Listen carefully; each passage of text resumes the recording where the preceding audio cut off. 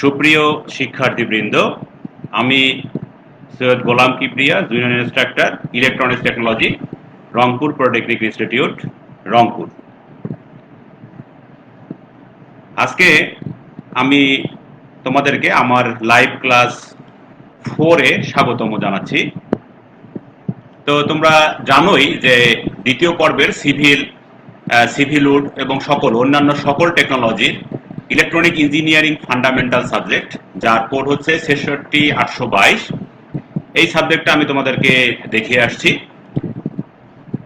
তো আজকে এই সাবজেক্টের চতুর্থ অধ্যায় সম্পর্কে আমরা আলোচনা করব। তো সুপ্রিয় শিক্ষার্থীরা, তোমরা আমার কথা নিশ্চয়ই শুনতে পাচ্ছ। শুনতে পেলে কমেন্টস করে আমাকে জানাও। তারপরে হচ্ছে আমরা লাইভে যাব। তো আজকে আমাদের লাইভ ক্লাস 4-এ চ্যাপ্টার 4 সম্পর্কে আমরা আলোচনা করব। তার আগে চ্যাপ্টার 3 সম্পর্কে আমরা যে বিষয়গুলো আলোচনা করেছিলাম সেটার একটু রিভিউ আমরা দেখব। তো চ্যাপ্টার 3-তে আমরা যে বিষয়গুলো সম্পর্কে আলোচনা করেছি সেগুলো ছিল, প্রথমে পিএন জাংশন ডায়োড সম্পর্কে আমরা আলোচনা করেছি। পিএন জাংশন ডায়োডের ফরওয়ার্ড এবং রিভার্স বায়াস সম্পর্কে আমরা আলোচনা করেছি। ফরওয়ার্ড এবং রিভার্স বায়াসের ক্ষেত্রে পিএন জাংশন ডায়োড তার কি ক্যারেক্টারিস্টিক্স, বৈশিষ্ট্য রেখা বা বৈশিষ্ট্য প্রদর্শন করে সেটা আমরা একটা রেখার মাধ্যমে দেখেছি, সেটাকে বলা হয় ভিআই ক্যারেক্টারিস্টিক্স কার্ভ। এরপরে আমরা আলোচনা করেছি জেনার ডায়োড সম্পর্কে, তারপরে আলোচনা করেছি ভ্যারেক্টর ডায়োড সম্পর্কে, ফটো ডায়োড সম্পর্কে, তারপরে সোলার সেল সম্পর্কে আমরা আলোচনা করেছি, সোলার সেল, এলইডি সম্পর্কে আলোচনা করেছি, এলসিডি ডিসপ্লে সম্পর্কে আমরা আলোচনা করেছি, ডায়াক, ট্রায়াক, এসসিআর, এই বিষয়গুলো সম্পর্কে আমরা আলোচনা করেছি।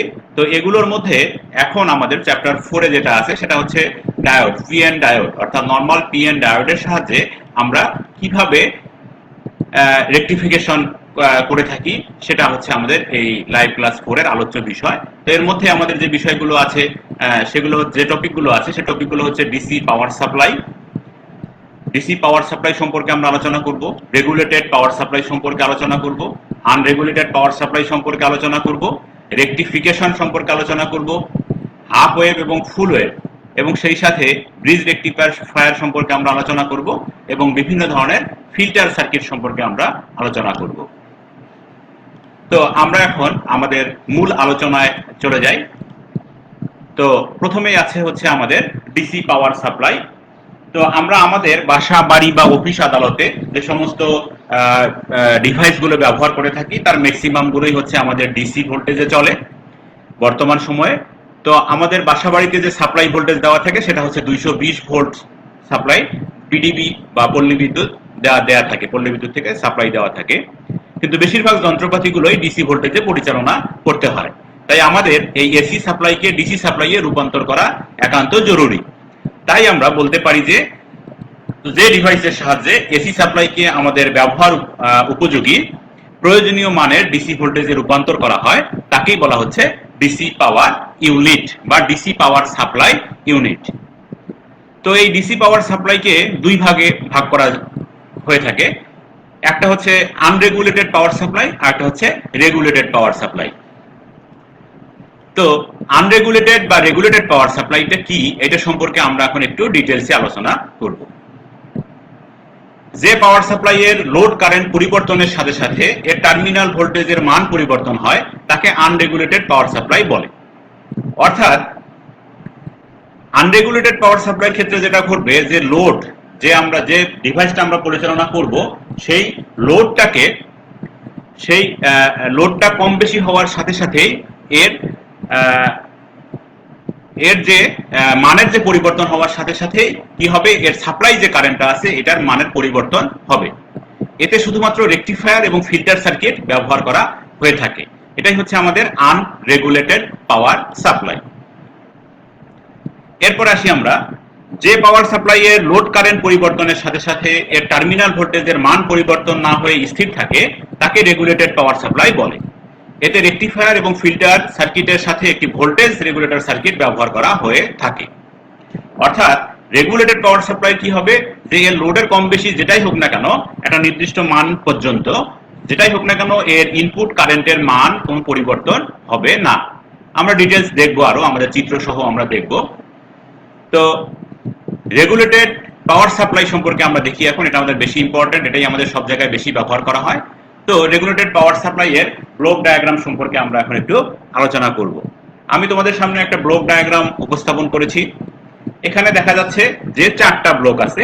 তো 4টা ব্লকের ইনপুটে 220 বা 230 ভোল্ট এসি মেইন যে সাপ্লাইটা আমাদের আসে, সেখান থেকে আমরা ট্রান্সফরমারে দেব। এখানে যে ট্রান্সফরমারটা ব্যবহার করা হবে সেই ট্রান্সফরমারটা হচ্ছে স্টেপ ডাউন ট্রান্সফরমার, অর্থাৎ ইনপুটে আমরা বেশি ভোল্টেজ দিব, আউটপুটে ডাউন মানে নিচের দিকে কম মানের ভোল্টেজটা আমরা পাবো। তাহলে এই ট্রান্সফরমারের ইনপুটে আমরা 220 বা 230 ভোল্টেজ দিব, এর আউটপুটে আমরা পাবো 5 ভোল্ট এসি সাপ্লাই, অর্থাৎ ইনপুটেও এসি, ট্রান্সফরমারের আউটপুটেও কিন্তু এসি। এই 5 ভোল্ট এসিটাকে আমরা রেকটিফায়ারের মাধ্যমে রেকটিফাই করব, অর্থাৎ পালসেটিং ডিসি তে রূপান্তর করব। পালসেটিং ডিসি অর্থাৎ কিছুটা এসি মিশ্রিত ডিসি তে আমরা রূপান্তর করব এই রেকটিফায়ারের মাধ্যমে। এর পরের যে ব্লকটা আছে সেটাকে বলা হচ্ছে স্মুথিং ব্লক। তো এটা হচ্ছে মূলত ফিল্টারিং করার জন্য ব্যবহার করা হয়, যে রেকটিফায়ারের আউটপুটে আমরা যে পালসেটিং ডিসিটাকে পেলাম সেই পালসেটিং ডিসিটাকে পিওর ডিসিতে রূপান্তর করার জন্য আমরা এখানে ফিল্টার সার্কিট ব্যবহার করে থাকি। এরপরে আমরা একটা রেগুলেটর ইউনিট ব্যবহার করছি, অর্থাৎ এই রেগুলেটরটা বিভিন্ন রকম ভাবে রেগুলেটর হয়ে থাকে, রেগুলেটেড করা যেতে পারে। তো বাজারে আমরা রেগুলেটেড আইসি আমরা কিনতে পাই, যে আইসি গুলো তার নামের সাথে মিল রেখে কাজ করে। যেমন 7805, আমরা এখানে যে আইসিটা ব্যবহার করব 7805, অর্থাৎ এর আউটপুট ভোল্টেজটা রেগুলেটেড 5 ভোল্ট। তাহলে এখানে রেগুলেটর হিসেবে আমরা 7805 যে আইসিটা আছে এই আইসিটা ব্যবহার করলে এর ইনপুটে আমাদের আনরেগুলেটেড ভোল্টেজ থাকবে এবং এর আউটপুটে আমরা রেগুলেটেড অলওয়েজ আমরা 5 ভোল্ট সাপ্লাই আমরা পাবো। তো এই কথাগুলোই হচ্ছে আমি এখানে তোমাদেরকে লিখে দিয়েছি, তোমরা একটু খেয়াল করো, আমি আবার একটু পড়ে দেই। এখানে স্টেপ ডাউন ট্রান্সফরমার ব্যবহার করা হয়েছে, এর আউটপুটে 5 ভোল্ট এসি পাওয়া যাবে। রেকটিফায়ার এই এসি ভোল্টেজকে পালসেটিং ডিসি ভোল্টেজে রূপান্তর করবে। স্মুথিং বা ফিল্টার সার্কিট পালসেটিং ডিসি কে পিওর ডিসি তে রূপান্তর করবে। আমরা দেখব, আমাদের আলোচনার বিষয় হচ্ছে এই মূলত ফিল্টার করা। আর রেগুলেটর সার্কিট বা রেগুলেটেড আইসি নির্দিষ্ট মানের স্থির ভোল্টেজ প্রদান করবে। এই মোটামুটি 4টা লাইন, এই 4টা লাইন এটা ইম্পর্টেন্ট, তোমাদের পরীক্ষায় এটা আসে, মাঝে মাঝে এটা দেখা যায় যে পরীক্ষায় আসে এই ব্লক ডায়াগ্রামটা। এরপরে আসি আমরা রেকটিফিকেশন ও রেকটিফায়ার সম্পর্কে। রেকটিফিকেশন হলো এমন একটি প্রক্রিয়া যার মাধ্যমে ট্রান্সফরমার থেকে প্রাপ্ত এসি ভোল্টেজকে ডিসি ভোল্টেজে রূপান্তর করা হয়। অর্থাৎ রেকটিফিকেশনটা হচ্ছে এসি ভোল্টেজকে ডিসি ভোল্টেজে রূপান্তর করার হচ্ছে একটা প্রক্রিয়া। আর রেকটিফায়ার হলো এমন একটা সার্কিট যা এর ইনপুটে আগত এসি ভোল্টেজকে খুব দ্রুত পালসেটিং ডিসি ভোল্টেজে রূপান্তর করে। পালসেটিং ডিসি হলো এসি মিশ্রিত ডিসি, যেটা আমি একটু আগে তোমাদেরকে বলছি পালসেটিং ডিসি। আমরা কিন্তু রেকটিফায়ারের আউটপুটে অলওয়েজ পালসেটিং ডিসি পাবো। রেকটিফায়ার একমুখী কারেন্ট প্রবাহিত করে থাকে, উল্টো দিক থেকে কারেন্ট প্রবাহের চেষ্টা করা হলে তাহলে সেটা সে বাধা প্রদান করবে, অর্থাৎ রেকটিফায়ারের উল্টো দিক দিয়ে কোনো কারেন্ট প্রবাহিত হবে না সাধারণত। এরপরে আসি আমরা রেকটিফায়ারের প্রকারভেদ। রেকটিফায়ারকে প্রধানত আমরা দুই ভাগে ভাগ করতে পারি। একটা হচ্ছে হাফ ওয়েভ রেকটিফায়ার এবং একটা হচ্ছে ফুল ওয়েভ রেকটিফায়ার। তো হাফ ওয়েভ রেকটিফায়ার কাকে বলে সেটা আমরা দেখবো একটু পরে, ফুল ওয়েভ রেকটিফায়ার কাকে বলে সেটাও দেখবো। আগে আমরা এর প্রকারভেদটা আলোচনা করে নেই। তো ফুল ওয়েভ রেকটিফায়ারকে আবার দুই ভাগে ভাগ করা যায়, যথা এক নম্বর হচ্ছে ফুল ওয়েভ সেন্টার ট্যাপ রেকটিফায়ার। অর্থাৎ ফুল ওয়েভ রেকটিফায়ার কিন্তু এটা হচ্ছে সেন্টার ট্যাপ, অর্থাৎ এই ট্রান্সফরমারের মাঝখান থেকে একটা আমরা একটা কেবল বের করে নিব, তার বের করে নিব, এজন্য এটাকে বলা হচ্ছে centre tap rectifier, full wave centre tap rectifier. এরপরে আছে ফুল ওয়েভ ব্রিজ রেকটিফায়ার। অর্থাৎ full wave bridge rectifier, centre tap রেকটিফায়ারে সাধারণত 2টা ডায়োড ব্যবহার করা হয় আর ব্রিজ রেকটিফায়ারে 4টা ডায়োড ব্যবহার করা হয়। এখানে এখন আমরা প্রত্যেকটা রেকটিফায়ার সম্পর্কে আলাদা আলাদাভাবে আলোচনা করার চেষ্টা করি। প্রথমে আসি আমরা হাফ ওয়েভ রেকটিফায়ার। তো হাফ ওয়েভ রেকটিফায়ারের সার্কিটটা হচ্ছে এরকম। অর্থাৎ এখানে দেখো, খেয়াল করো, এখানে আমরা কি ব্যবহার করছি, একটা স্টেপ ডাউন ট্রান্সফরমার ব্যবহার করছি, যার পয়েন্ট হচ্ছে এ এবং বি পয়েন্ট আমরা চিহ্নিত করছি, এবং এখানে একটা ডায়োড ব্যবহার করেছি, ডায়োড, এবং এখানে লোড ব্যবহার করছি আর এলটা হচ্ছে লোড। তো এই হাফ ওয়েভ রেকটিফায়ারের ইনপুটে যে সিগন্যালটা আমরা দেব সেটা হচ্ছে এই সিগন্যালটা। এটা মূলত হচ্ছে এসি সিগন্যাল, অর্থাৎ সাপ্লাই এর সিগন্যালটা দেখতে কিন্তু এরকম সাইন ওয়েভ। আবার ট্রান্সফরমারের আউটপুটে যেটা এবি পয়েন্টে সেটাও সাইন ওয়েভ, শুধুমাত্র এর ভোল্টেজের মানটা কম বেশি হবে। অর্থাৎ 220 থেকে 230 ভোল্টেজ পাবো আমি হচ্ছে এখানে ভি পিক টু পিক মান, আর এখানে হচ্ছে ট্রান্সফরমারের এবি পয়েন্টে আমরা পাবো হচ্ছে 12 volt peak to peak. 12 volt peak to peak হচ্ছে এসি ভোল্টেজ। তো এখন খেয়াল করো, আমরা এর অপারেশনে যাই আর কি। প্রথম পজিটিভ হাফ সাইকেলের ক্ষেত্রে দেখো কি ঘটনা ঘটতেছে। পজিটিভ হাফ সাইকেল এইটা এই পজিটিভ হাফ সাইকেলের ক্ষেত্রে কি ঘটনা ঘটতেছে, পজিটিভ হাফ সাইকেল যখন আমি এ এবং বি পয়েন্টে যখন দেব, তখন কি করবে, এই পজিটিভ হাফ সাইকেলের জন্য ডায়োডটা কন্ডাকশনে যাবে। ডায়োডটা কি হবে, কন্ডাকশনে যাবে। কন্ডাকশনে গেলে এদিক দিয়ে কারেন্ট প্রবাহিত হবে, এবং যেহেতু আরএল এর ভিতর দিয়ে কারেন্ট প্রবাহিত হবে এবং আরএল এর অ্যাক্রসে আমরা আউটপুট ভোল্টেজটা পাবো, তাহলে আমরা এই ভোল্টেজটা আউটপুটে পাবো। অর্থাৎ এর ইনপুটে পজিটিভ হাফ সাইকেলের জন্য আউটপুটে আমরা পজিটিভ হাফ সাইকেল পাবো। বোঝা গেছে? এখন পরের ক্ষেত্রে দেখো, নেগেটিভ হাফ সাইকেলের ক্ষেত্রে আমরা চিন্তা করি। এই নেগেটিভ হাফ সাইকেলটাকে যখন আমি এবি পয়েন্টে দেব, তখন কি হবে, ডায়োডটা রিভার্স বায়াস পাবে। আমি একটু আগেই বলেছি এবং গত ক্লাসে বলেছি যে ডায়োড রিভার্স বায়াসে ডায়োডের বিরুদ্ধে কোনো কারেন্ট প্রবাহিত হবে না। তাহলে যেহেতু এদিক দিয়ে কোনো কারেন্ট প্রবাহিত হবে না, সেহেতু আমরা আউটপুটে কোনো ভোল্টেজ পাবো না, আরএল এর অ্যাক্রসে কোনো ভোল্টেজ পাবো না। তাহলে এটা কি হয়ে যাবে, অমিট হয়ে যাবে বা বাদ হয়ে যাবে। খেয়াল করো, এই অংশটা কিন্তু নাই। আবার পরবর্তী হাফ সাইকেলের ক্ষেত্রে দেখো, খেয়াল করো, পরবর্তী হাফ সাইকেলের ক্ষেত্রে কিন্তু আবার ডায়োড পজিটিভ বায়াস পাবে এবং কারেন্ট প্রবাহিত হবে, আমরা হচ্ছে এখানে ভোল্টেজটা পাবো, নেগেটিভ অংশটা বাদ যাবে। আবার পরবর্তীতে পজিটিভ অংশ আমরা পাবো। তাহলে হাফ ওয়েভ রেকটিফায়ারে কি হচ্ছে, আমাদের অর্ধেক সাইকেল আমি আউটপুটে পাচ্ছি, অর্ধেক সাইকেল আমরা আউটপুটে পাচ্ছি। সেজন্যই মূলত এটাকে বলা হচ্ছে হাফ ওয়েভ রেকটিফায়ার। তো এই যে আমি আলোচনাটা করলাম, এটা আমি হচ্ছে তোমাদেরকে এখানে একটু লিখে দেওয়ার চেষ্টা করেছি। এটা এখন আমি একটু পড়ি। ট্রান্সফরমারের ইনপুটে এসি 220 বা 230 ভোল্ট দেওয়া হয়েছে এবং এর এবি প্রান্তে 12 ভোল্ট আমরা এসিটা পাবো।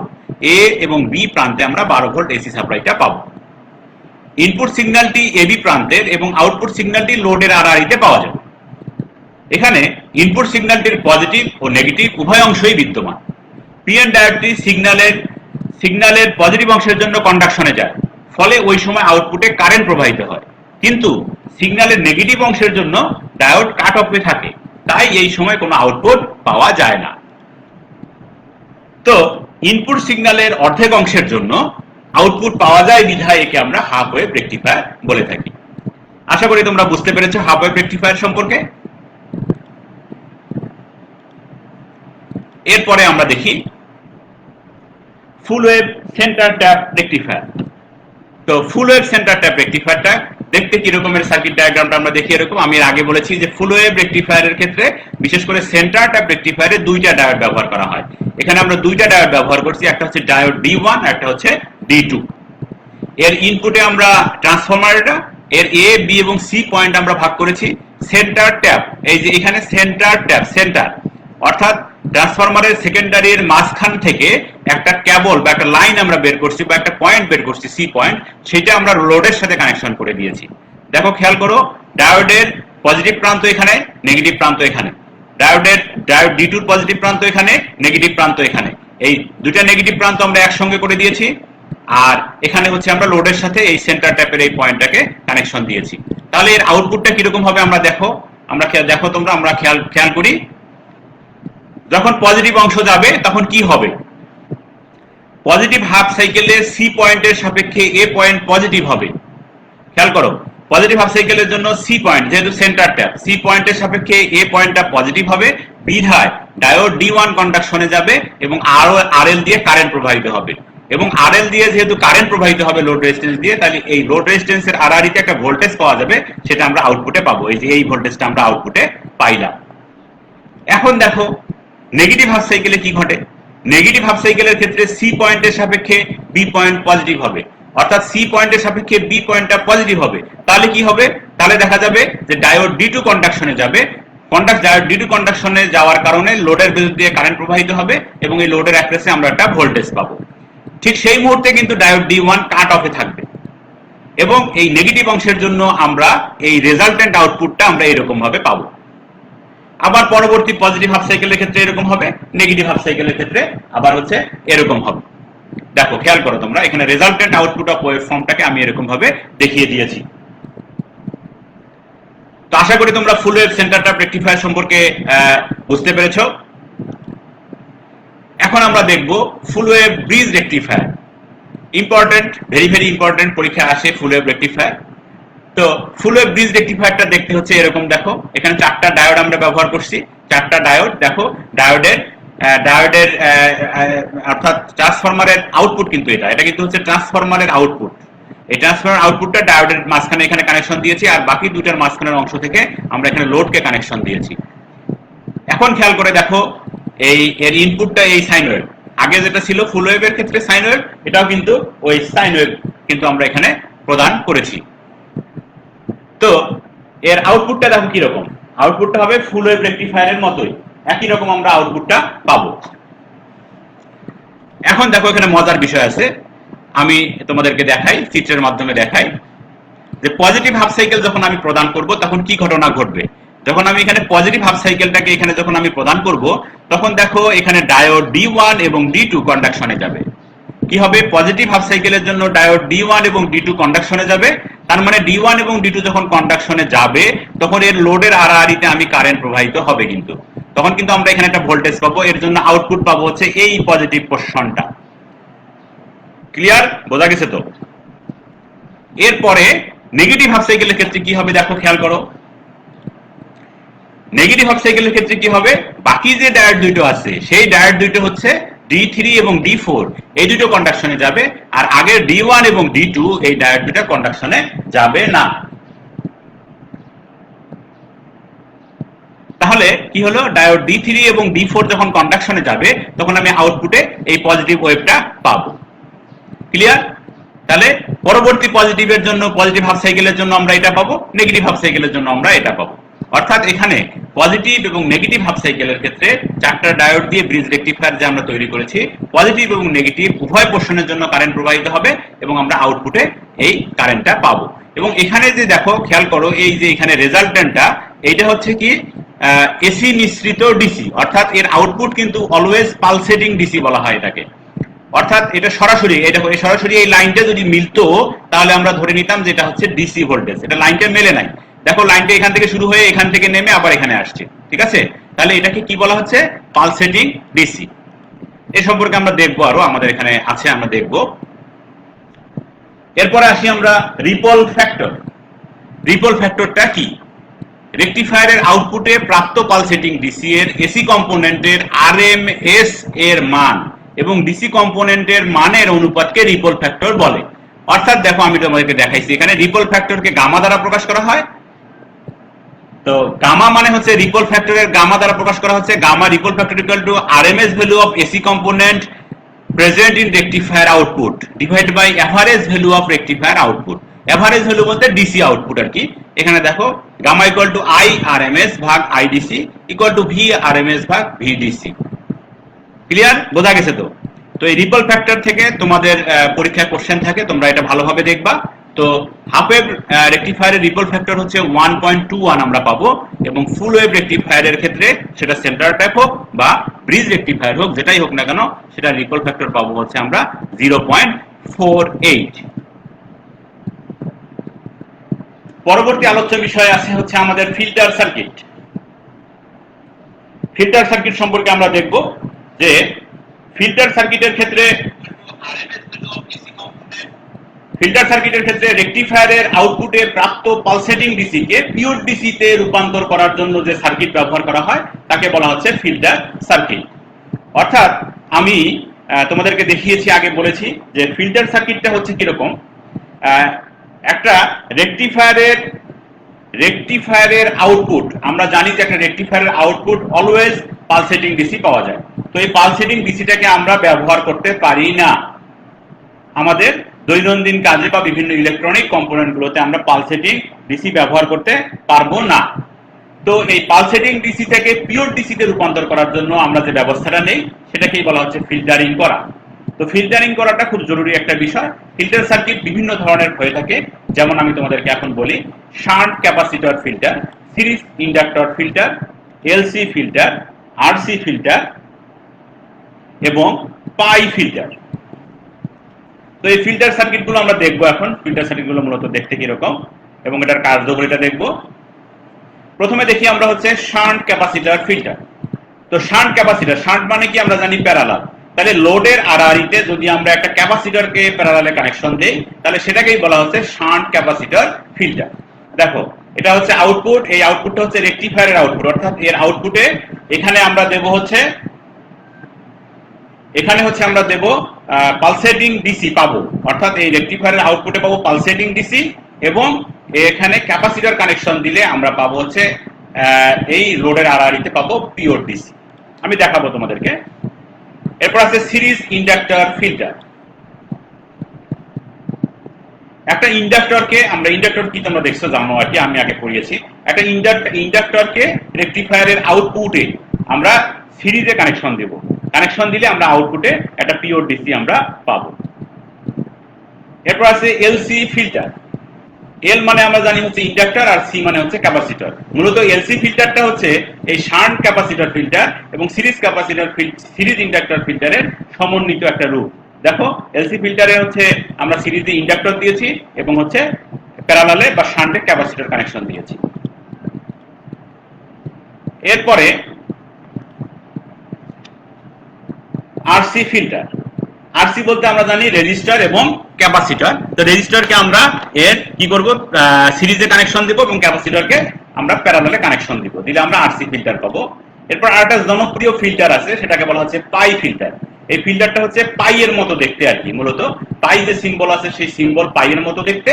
এই দেখো এখানে আমরা ইন্ডাক্টরটাকে মাঝখানে দিয়েছি এবং ইন্ডাক্টরের দুই পাশে আমরা হচ্ছে ক্যাপাসিটরটা দিয়েছি। তাহলে এই ক্যাপাসিটরটা দেখতে, ক্যাপাসিটর দুইটা এবং ইন্ডাক্টর দেখতে একদম পুরো পাইয়ের মতো, এই জন্য একে বলা হচ্ছে পাই ফিল্টার এবং এটা হচ্ছে সবচেয়ে ভালো ফিল্টার। এর আউটপুট পিওর ডিসি আমরা পাই। এখন আমি তোমাদেরকে দেখাবো যেটা, সেটা হচ্ছে ফিল্টার সার্কিট সহ ফুল wave centre tap rectifier. Filter circuit সহ এই দেখো, এটা এই ফিল্টারের আগ পর্যন্ত ক্যাপাসিটরটা ছাড়া বাকি যে সার্কিটের অংশটা আছে এই অংশটা পুরোটাই কিন্তু আমি তোমাদেরকে আগে দেখিয়েছি। এখন শুধুমাত্র এই ক্যাপাসিটরটা এখানে কানেকশন দিয়েছি। তো ক্যাপাসিটরটা কানেকশন দেওয়ার পরে কি হবে এখানে দেখো, এখানে দেখলে তোমরা ক্লিয়ার বুঝতে পারবা। ফুল ওয়েভ রেকটিফাইড ডিসি ভোল্টেজ, অর্থাৎ এইটা কি, এটা হচ্ছে পালসেটিং ডিসি, কিন্তু এটা হচ্ছে পালসেটিং ডিসি। আর ক্যাপাসিটর লাগানোর পরে আমার ডিসিটা হচ্ছে এরকম। দেখো তারপরেও কিছুটা আছে এসি, হ্যাঁ হালকা, কিন্তু এটা থাকবে।